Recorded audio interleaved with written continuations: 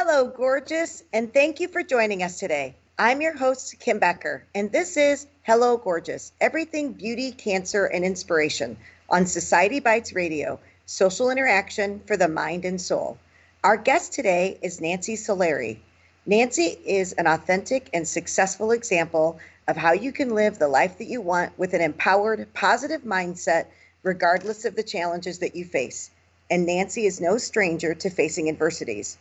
During her childhood and teenage years, she witnessed domestic violence and the divorce of her parents at the age of 10. During these years, she struggled watching her sisters battle with eating disorders and her mom fight breast cancer. Unfortunately, the trials that Nancy experienced continued, and at the age of 16, she was diagnosed with retinitis pigmentosa, and over the years experienced subtle yet measurable vision loss. Rather than letting this news, as well as her painful past, dissuade her from following her dreams, Nancy chose to persevere and now guide those who also want to overcome their obstacles. Nancy finds herself sharing her tools for success with audiences and groups all over the country.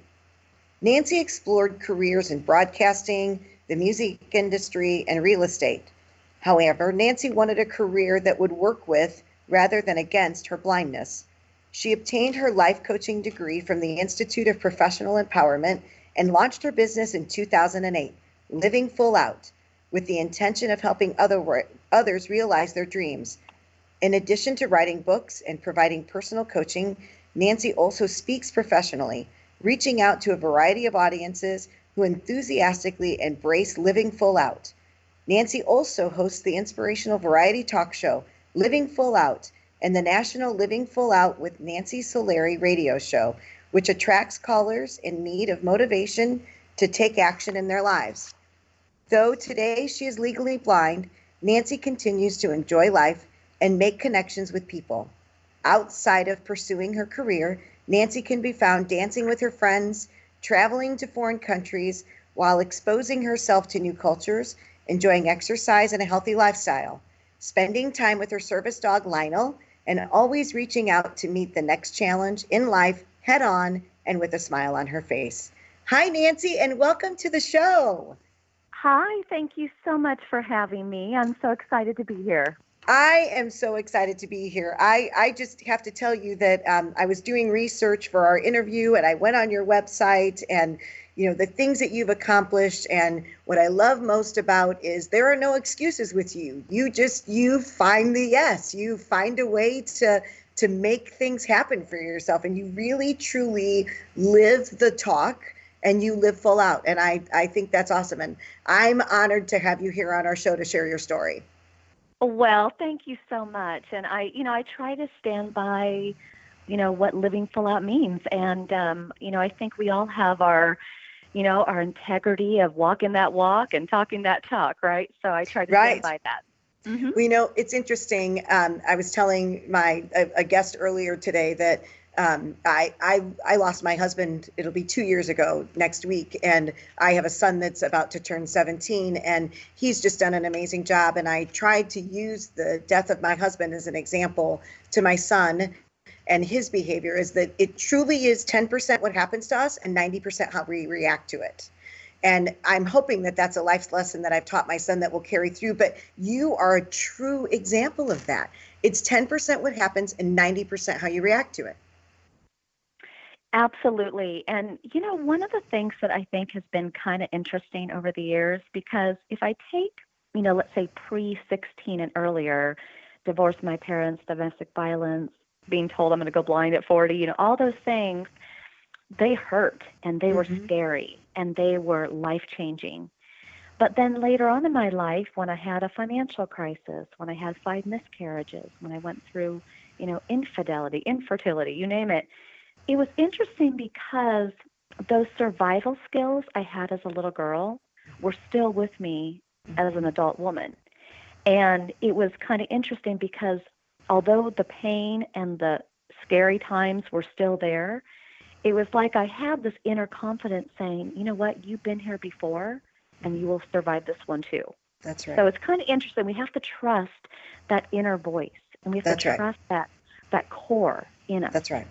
Well, and it's Yep. interesting too, I think, because all of these disadvantages that you've had in your life have made you the person that you are today. And so I can't imagine you being anybody else, especially all the investigating and the research that I did on your website and just learning so much about you. It's that all of those things that you went through even early in life are this vivacious person that you are. That's who that helped to create. So I can't imagine the person you would be had you not gone through all of those things. It's funny. I do think about that because especially if I could see, I Yes. think about, gosh, what would I drive? Like Right. I think a convertible personally, but what would I drive? And Right. what would my sense of style be like? Because right Yes. now I go shopping with other people, so my style is kind of their style. I mean, for Right. all I know, I'm walking out the door totally not what I want to look like. I have no idea. But you're right. I mean, but I think it's kind of interesting, right? Because life has this way of kind of poking us in the side and saying, don't get too comfortable. And That's the right. minute we do, something else happens. That's right. That's right. And you Yep. always wait. And I think that that's what I love about your story, and what you exude by living full out is that, some people wait for the perfect circumstance. I remember years ago, my husband and I were married for 9 years before we had our son. And I remember telling people, I need to get X amount of dollars in the bank before I have a child. And I remember them looking at me and kind of crossing their eyes and going, what? And I said, I want to make sure that I'm financially stable before I bring another life into the world. And what they said to me, then you'll never have a child. Right? Because if you wait for Yes. the circumstances to be perfect, you won't ever do it. And that's what I love about what you do. You just go forward with whatever you've got right now. You just take that first step. Well, and yeah, and thank you for saying that. And I think your example is spot on because the thing that's interesting is these moments that where life pokes us on the side, right? Or these times of hardship, they really are meant to center us, to teach us to be more patient. So I am such a patient person. And at the same time, it is kind of game on because, whether we have blindness or cancer or anything, we always just have to remember that we just have to live for today, That's right. right? That's right. And even if we go the distance and we live a full life up to 100 years old, it doesn't mean everyone around us will.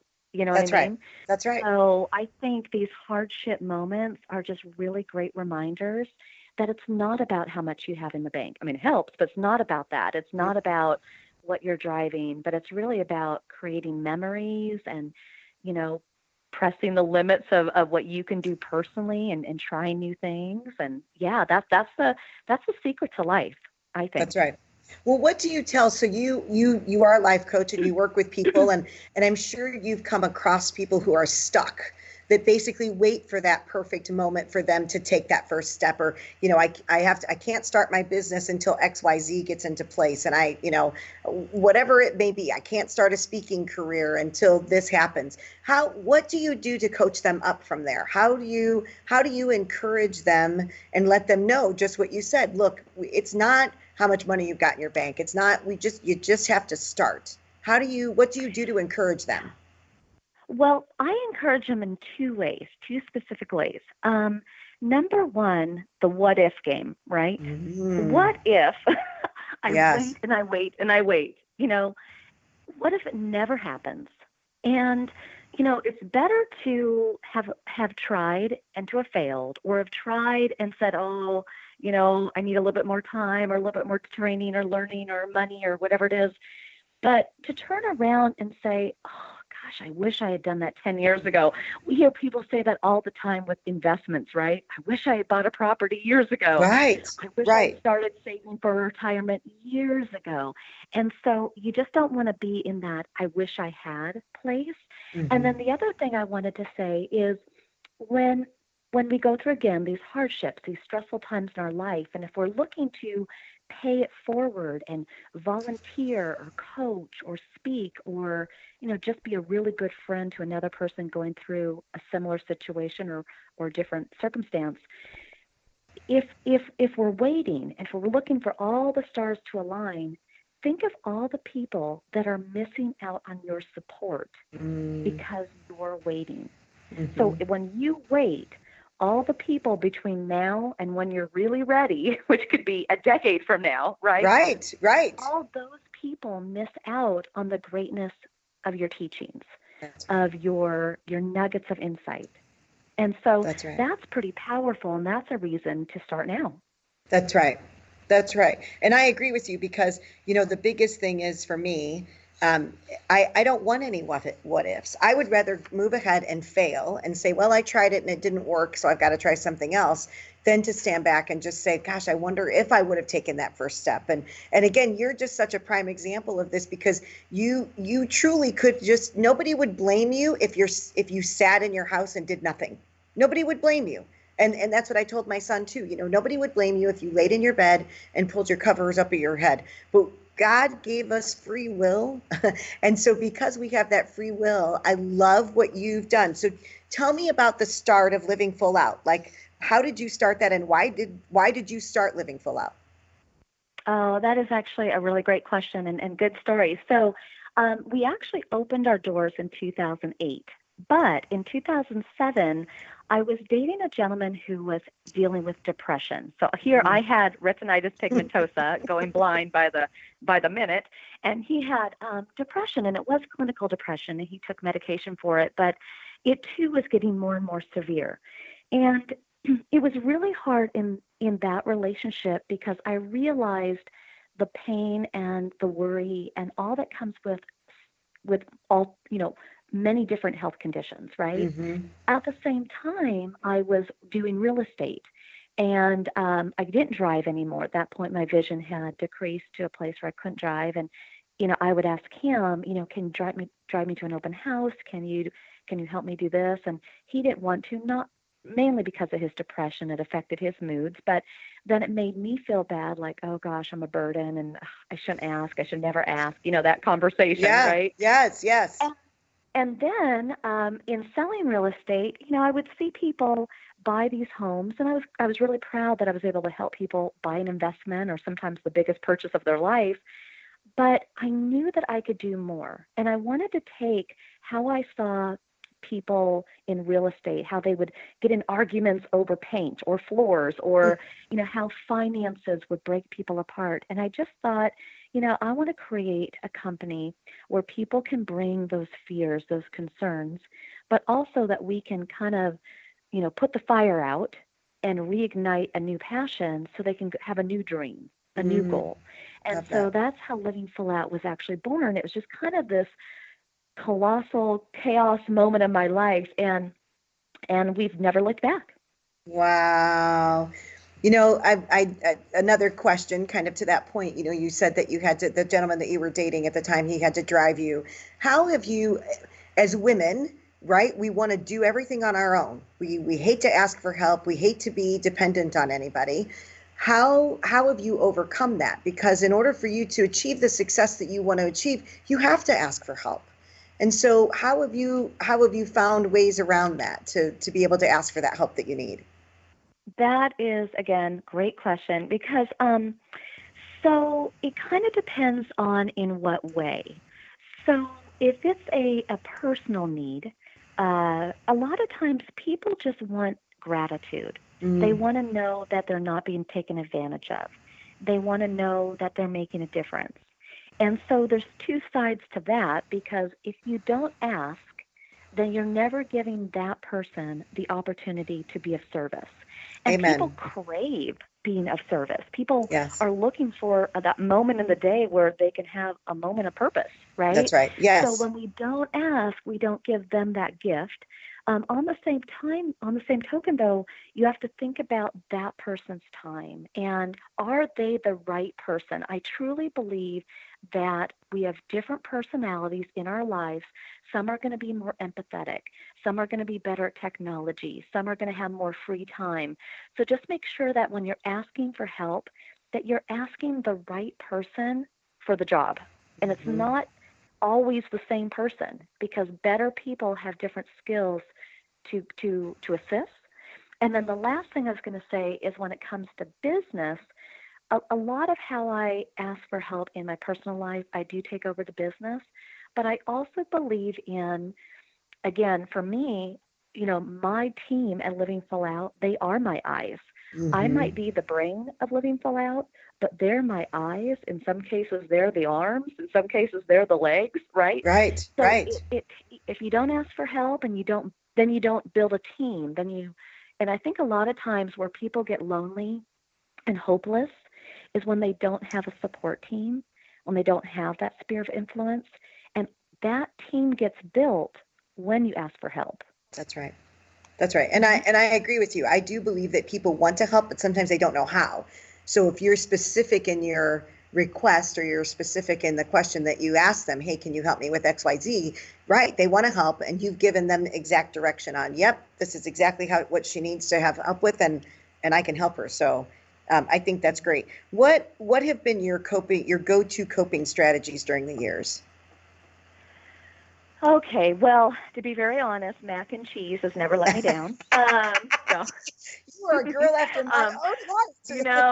I'm just gonna say it's always a good go-to. But so definitely music. So I have playlists for all sorts of reasons. I have a playlist of songs that when I need to get, you know, I guess centered business wise, they just they take me to where I dream about living full out going or my own personal career goals going. So I have a playlist for that. I also have a playlist of songs that, believe it or not, remind me of people that have passed or Mm, relationships I'm no longer with. And I mean, granted, I do hear that playlist and I cry, but sometimes crying is okay because it allows you to remember those people and mm. that you miss them and that, it keeps them alive within you or keeps that time in your life to see how far you've grown within you. I mean, it's not like I turn that playlist on and I cry for hours, but I do No. believe in having a playlist that does touch your sensitive side. And then, of course, inspirational songs. Um, I also firmly believe in inviting people into my world. I don't feel like I need to be a superhero in my world. So there are a lot of people that I turn to, again, picking the right friend for the right stories, right? But, Right. if I want to talk to them about, something that really exciting that happened at work, then I have people that I can turn to. And where a lot of people kind of, again, have that lonely um, or isolation feeling is that they never get out of their mind. They never get it out of their heart. And it just kind of like gets all this like energy gets built up inside you that I believe in sharing the positive stories and the heartbreaking stories with people in your life because then you get that energy out of your mind, out of your body, and you're expressing it. And that is what it means to live full out also. Well, and I don't think that people, sometimes if you only share all the good times, then they really don't get an opportunity to know you. Whereas if you share the good and the bad times, then you've really let that person into both sides of you and they have a better understanding of who you actually are. And it's your authentic self, which I love that in your bio. That's what you talk about is the authentic. And so you have to let them in on the good times and the bad times. I truly agree with that. So what happens, like, how do you manage your fears around the future if your condition gets worse? Well, I believe that, it's interesting. I'm going to give you another two-pointer here. Great. Okay. Awesome. I'm going to tell you some advice that a friend of mine gave me one time, and I always take it to heart. So I'm going to share it with your audience. She said, whenever I was having kind of a bad day that day when she told me this, and she goes, Nancy, I want you to always remember this. Next time you're having a day like this and you're emotionally tangled up in what's going on, picture yourself walking into a bad neighborhood with bars on the windows and graffiti all over. Would you proudly just stroll through that neighborhood? No, you might go a different direction. And it's the same way with the way that we sometimes mentally abuse ourselves or sabotage ourselves or play the same scenario over and over and over again and fester about it, right? That's a bad mental neighborhood. So don't go into that place. If you feel like you're spiraling or you're replaying negative moments in your mind, you got to switch the energy. Okay. Hmm. I And agree. so that's one point. But the other point is, I really think we have to make a choice to be positive because life is imperfect. There's always going to be something. I mean, you can turn on the news and sadly somebody's always dying one way or another, right? That's right. Or, you can go on social media and there's always something that might make you feel bad, like somebody has a better life than you or whatever. But I think it's a choice, and I choose every day. I get out of bed and I push my life forward with all my might. And you know what? At some point at the end of the night, I'm going to have a glass of wine. I'm going to watch Shark Tank. I'm going to go in the hot tub. I'm just going to do things to celebrate that day. That's right. And then I'm going to go to bed, and anything on my mind, I'm going to write it down or put it in my recorder so it's off my mind on paper. And then I'm going to go to bed. And that is really all you can do. I agree. I agree. And I read an article once that said it just is what you're saying. It's what you focus on, right? And they said so many times we focus on the bad and not the good. And I was reading an article about successful women, and they said, one of the things that the successful women do is they focus on their strengths, not their weaknesses, but they focus on their strengths. And I thought, how much better of a society would we be if we took the time to just do that, like to focus on the strengths that you had, not the things that you're lacking or why you can't do something. But the whole reason that you can do it is because of these things that are inside of you. So tell me a little bit more, like, what do you see your life legacy to be? The life legacy. Well, I hope, number one, in the most simple of ways, I hope that I'm a good friend, I'm a good sister, I'm a good daughter, because start there first, right? Before you go off impressing or giving to other people, just look at your true inner circle first and be the best at that first. Then I would hope that I would go out there and I would have made a difference either as a speaker in front of an audience or one-on-one coaching, because somebody in an audience, that may be the only way I'm ever with them. And if they just have a minor shift, then that's a win for them. Yay, right? Or if the person who can do one-on-one coaching, but I realize, it's everything costs money, right? So, but they can be with me and I can get them on a good track. Yay, a win for them. My goal is to really put together as much great content as I can, relevant content, and whether that be video or a radio show or blogs. And the thing about that's interesting is it's one thing to have the idea and to create it, whether it's an audio or something written. But for me, there's steps in there that I have to do to make that happen. Right. Like right now, I'm learning a program called Dragon, which it's called Dragon Naturally Speaking. Oh, yes. And it helps somebody who's visually impaired. I can just talk out what it is that I want to say. Because a lot of people, when I write, they want me to write like I would talk, just more conversational. So why I share that with your audience is because to achieve our legacy, it's not just having passion. It's not just time. Sometimes it's the itty-bitty technical or the resources, the learning that we have to do to be able to fulfill that legacy. That's right. That's right. That's exactly right. And you're doing a great job finding those tools to help you leave the legacy that you want to leave. So we're almost out of time, but I'm going to put you on the spot real quick, and it's just a quick answer. So my team and I take my team on a retreat every year, and we choose a word for the year. It's kind of a one-word theme that kind of sets up. So my word for this year was intentional. Somebody else's word was fun. So if you had to choose one word that would kind of set the theme for the next 6 months of this year, what would your word be? See, I knew we were soul sisters because I've actually already picked my word for the year. I do that as well, and my team does that too.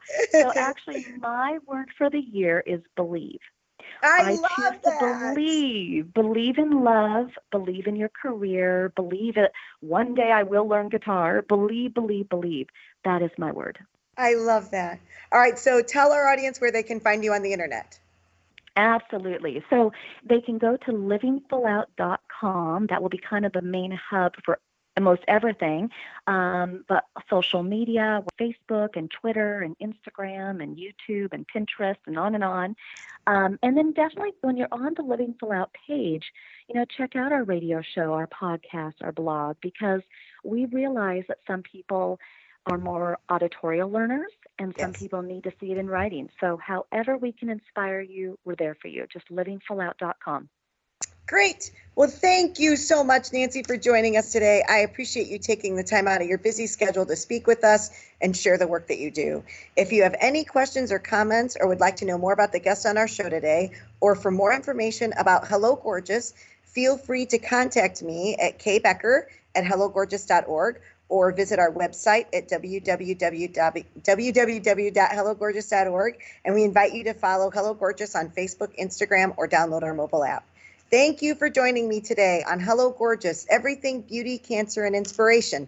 I'm your host, Kim Becker. And until next time, stay gorgeous. Another beautiful day, walking in the sunshine, spending the time with you. Last night we had a good time, dancing in the moonlight and loving the night away.